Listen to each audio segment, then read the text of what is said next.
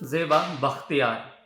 ये नाम आज अनसुना और अनजाना हो सकता है, लेकिन 90 के दशक में सिनेमा के शौकीनों के लिए ये नाम एकदम फैमिलियर था।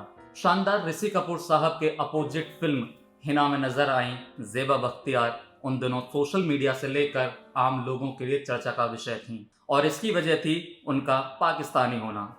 ज़ेबा बख्तियार का जन्म 5 नवंबर 1962 को पाकिस्तान के बलूचिस्तान प्रांत के क्वेटा में हुआ था, यानी आज ज़ेबा का जन्मदिन है। ज़ेबा जब कॉलेज में पढ़ाई कर रही थी तो उनकी खूबसूरती के कारण ये पूरे कॉलेज में चर्चा का विषय थी। उनके दोस्तों ने उन्हें फिल्म में काम करने की सलाह दी। बचपन से ही ज़ेबा बख्तियार को फिल्में अपनी ओर आकर्षित करती थीं।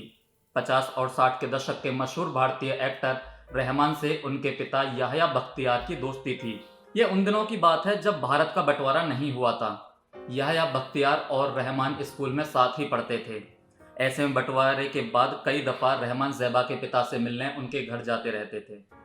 रहमान की शख्सियत से प्रभावित होकर ज़ेबा बचपन से ही फिल्म एक्ट्रेस बनना चाहती थी।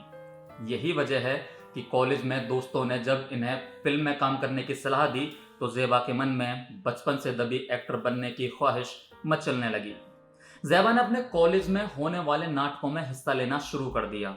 वैसे ये भी एक इत्तेफाक है कि जिस रहमान से प्रेरित होकर ज़ेबा फिल्मी दुनिया में आई, उनकी मृत्यु उसी दिन हुई थी जिस दिन ज़ेबा का जन्मदिन है। हालांकि रहमान की मृत्यु 1984 में ही हो गई थी, जबकि ज़ेबा ने 1991 में सिनेमा में डेब्यू किया था, यानी आज रहमान साहब की पुण्यतिथि है। रहमान साहब की बात अलग से करेंगे, फिलहाल ज़ेबा की बात जारी रखते हैं। कॉलेज में नाटक करने के दौरान ही ज़ेबा कराची में मशहूर हो गई थी।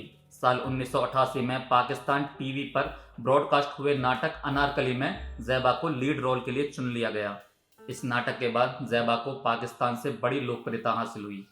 इसी नाटक में राज कपूर साहब ने ज़ेबा को काम करते हुए देखा था और इन्हें ज़ेबा इतनी पसंद आई कि उन्होंने अपनी फिल्म हिना में लीड रोल ज़ेबा को ऑफर कर दिया। ज़ेबा ने ये रोल लपक लिया। हालांकि फिल्म की शूटिंग हो पाती उससे पहले ही राज कपूर साहब दुनिया छोड़कर चले गए। लेकिन राज कपूर साहब के बाद उनके बड़े बेटे रणधीर कपूर ने इस फिल्म को डायरेक्ट किया। इस फिल्म में ऋषि कपूर के साथ ज़ेबा की जोड़ी को हर किसी ने सराहा। फिल्म के गाने सुपरहिट हो गए और रातों रात ज़ेबा भारत की भी एक बड़ी नाम बन गई। लेकिन हिना की कामयाबी को ज़ेबा जारी नहीं रख पाई। हिना के बाद ज़ेबा ने कुछ और हिंदी फिल्मों में काम किया, जिसमें सबसे बड़ी फिल्म थी संजय दत्त की जय विक्रांता।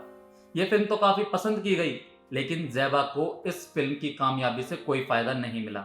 इसके बाद ज़ेबा अपने देश पाकिस्तान लौट गईं। पाकिस्तान जाकर भी ज़ेबा ने कुछ फिल्मों में काम किया, लेकिन ज़ेबा का फिल्मी करियर कभी भी शबाब पर नहीं पहुंच सका।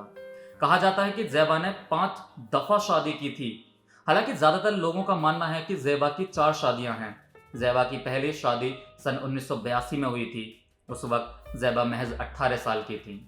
ये शादी उनके माता पिता की मर्जी से हुई थी, लेकिन 1 साल बाद ही ज़ेबा ने अपने पति से तलाक ले लिया। इसके कुछ साल बाद ज़ेबा ने क्वेटा के रहने वाले एक बिजनेसमैन से दूसरी शादी की। दूसरे पति से ज़ेबा को एक बेटी हुई जिसका नाम बॉबी रखा गया। दूसरे पति से तलाक के बाद ज़ेबा की बेटी बॉबी को ज़ेबा की बहन ने गोद ले लिया। भारत में ज़ेबा ने मशहूर एक्टर परफॉर्मर जावेद जाफरी से शादी की। एक वक्त तो ज़ेबा ने जावेद से शादी करने से साफ इनकार कर दिया। बाद में जब जावेद ने ज़ेबा से शादी का सर्टिफिकेट दिखाया तो ज़ेबा को अपना स्टैंड बदलना पड़ा। आखिरकार जावेद और ज़ेबा का भी तलाक हो गया। साल 1993 में ज़ेबा ने मशहूर गायक अदनान सामी से शादी की थी। अदनान और ज़ेबा का एक बेटा भी है जिसका नाम अजान है। अदनान से भी ज़ेबा की शादी कामयाब ना हो सकी और साल 1997 में ज़ेबा ने अदनान से तलाक ले लिया। ज़ेबा ने 5वीं शादी की कराची के रहने वाले सोहेल खान लेहारी से। ज़ेबा कराची में अपने पति के संग रहती हैं।